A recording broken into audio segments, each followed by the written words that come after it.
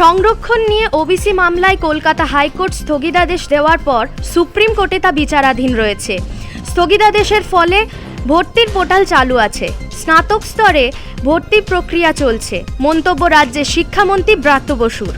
বৃহস্পতিবার বিকেলে হাওড়া জেলার প্রাথমিক শিক্ষা সংসদে এক অনুষ্ঠানে এসে সাংবাদিকদের মুখোমুখি হয়ে ব্রাত্য বসু আরও বলেন, মামলার জায়গায় আছে, স্থগিতাদেশের ফলে ভর্তির পোর্টাল চালু আছে, স্নাতক স্তরে ভর্তি প্রক্রিয়া চলছে, মামলা শুনানিতে যা হবে তা সরকার দেখবে। মামলার মতো ডেট চলবে। তো আপাতত আমরা এটিকে এই পোর্টাল চালু রাখতে পারছি এবং ভর্তি প্রক্রিয়া যে অব্যাহত থাকছে, এইটাই নিশ্চয়ই আমাদের পক্ষে একটা বড় ভালো খবর। देखिए मुझे मालूम नहीं है उन्होंने क्या बोला, but what my chief minister has done about the all-inclusive religion to acknowledge, to honor all caste, creed, religion. I firmly believe it's absolutely a phenomenon in our state, because pro-independence, if you go through very subtly, there are plenty of matters I can tell you where the communal aspect has been championed, but only Mamata Banerjee, she honored all kind of religions, particularly minorities, Dalit, women, children. So she did.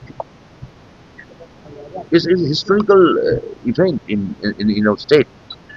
So where कहाँ रात में डोरी खींचा है कि नहीं खींचा है, वो हमारा कोई दिलचस्पी नहीं है। वो मुद्दा ये स्टेट में काफी कोई उसका कोई ग्रहण योग्यता नहीं है, एक्सेप्टेबिलिटी नहीं है।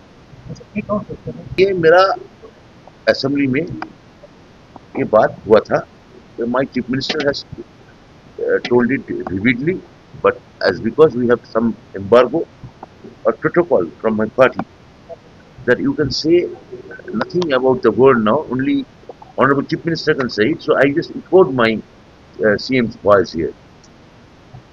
কি চাইছেন বা চাইতেই পারেন, দেখুন পরিবারে এইরকম একটা মর্মান্তিক ঘটনা ঘটেছে।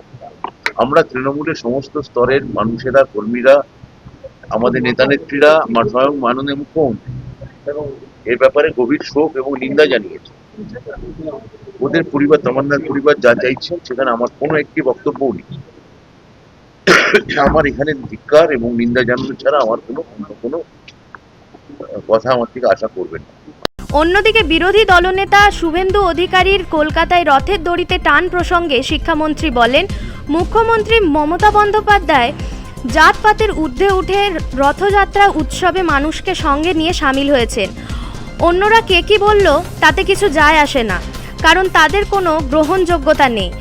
এদিনের অনুষ্ঠানে সাংসদ প্রসূন ব্যানার্জি, রাজ্যের খাদ্য প্রক্রিয়াকরণ, শিল্প ও উদ্যান পালন দপ্তরের মন্ত্রী অরূপ রায়, হাওড়া জেলা পরিষদের মেন্টর রাজীব ব্যানার্জি, জেলা পরিষদের সভাধিপতি Kaveri Das, district primary school কাউন্সিলরের চেয়ারম্যান কৃষ্ণ ঘোষ প্রমুখ উপস্থিত ছিলেন। হাওড়া থেকে সুমন আদতের রিপোর্ট, পূবের কলম ডিজিটাল।